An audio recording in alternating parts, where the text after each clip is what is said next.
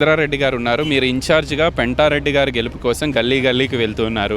జనం రెస్పాన్స్ ఏ విధంగా ఉంది? జనాల రెస్పాన్స్ చాలా బ్రహ్మాండంగా ఉంది. ఎందుకంటే ఇక్కడ కానుకుంట ప్రజలు చాలా తెలివికల్లోలు. ఎవరిని గెలిపిస్తే మా గ్రామం అభివృద్ధి అవుతుందని ఆలోచన చేసి ఎవ్వలేని మాయమాటలు చెప్పినా వినరు. ఎవరిని గెలిపిస్తే అభివృద్ధి అవుతుంది అనేది ఆలోచన చేసి నిర్ణయం తీసుకుంటారు. కానుకుంట ప్రజలు చాలా తెలివికల్లోలు.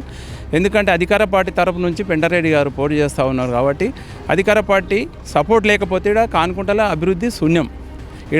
ఈడ జీతాలు కూడా వెళ్ళని పరిస్థితి. మరి ప్రతిపక్షంలో ఉన్న వాళ్ళు ఎటు విధంగా డెవలప్ చేస్తారు? మరి వాళ్ళు ఆలోచన చేసుకొని, ఎందుకంటే అధికార పార్టీ సపోర్ట్ లేకపోతే ఇక్కడ డెవలప్ కాదు కాబట్టి అధికార పార్టీ తరపు నుంచి పెంటారెడ్డి గారు పోటీ చేస్తూ ఉన్నాడు.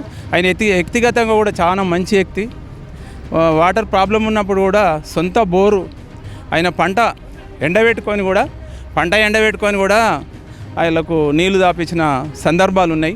వ్యక్తిగతంగా చూసినా గవర్నమెంట్ ఇక్కడ పైన గవర్నమెంట్ చూసినా ఏ విధంగా చూసినా జనాలు మళ్ళా అన్నిటికన్నా మించి జనాలు తెలివికల్లోలు. ఎవరిని గెలిపిస్తే అభివృద్ధి జరుగుతుంది అనేది ఆలోచించి నిర్ణయం తీసుకుంటారు. నాకు ఒక 20 సంవత్సరాల బంధం ఉంది వీళ్ళతోని. నాకు తెలుసు కానుకుంట ప్రజల నాడి ఏందనేది. ఖచ్చితంగా బ్రహ్మాండమైన మెజార్టీతో గెలిపిస్తారని నాకైతే విశ్వాసం ఉంది. నేను కూడా ఎక్కడ పోతే మేము ఖచ్చితంగా దానికే వేస్తాం అని చెప్తా ఉన్నారు. అన్న నువ్వు కూడా వచ్చినావా, ఇంకా బ్రహ్మాండంగా మెజార్టీ ఇస్తామని చెప్తా ఉన్నారు. ఇంకొకటి చంద్రారెడ్డి గారు మీ దృష్టికి తీసుకొస్తున్నాను. మీకు కూడా తెలుసు, మనం కానుకుంటకి రావాలి అంటే ఆ రోడ్డు సమస్య పెద్ద ఎత్తున ఉంది. ఆ రోడ్డు ప్రాబ్లం అనేది ఉంది. పెంటారెడ్డి గారు హామీ ఇస్తూ ఉన్నారు, నేను సర్పంచ్ అయిన తర్వాత మొట్టమొదటిగా దాని మీదే చర్యలు తీసుకుంటామని. మీరు కూడా ఏమైనా చెప్పదలుచుకున్నారా? కాటా సీన్ అన్న దృష్టికి తీసుకువెళ్లాల్సిన అవసరం ఉంది.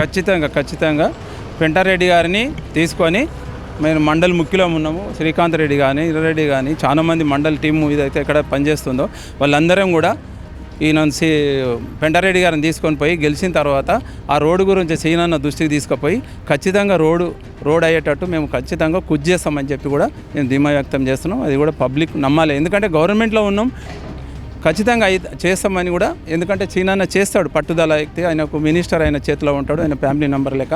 ఆయన చెప్తే మినిస్టర్ కాదన్నాడు. ఖచ్చితంగా ఫండ్స్ పెట్టి ఖచ్చితంగా చేపిస్తాడని చెప్పి మేము చెప్తా ఉన్నాము, హామీస్తా ఉన్నాము.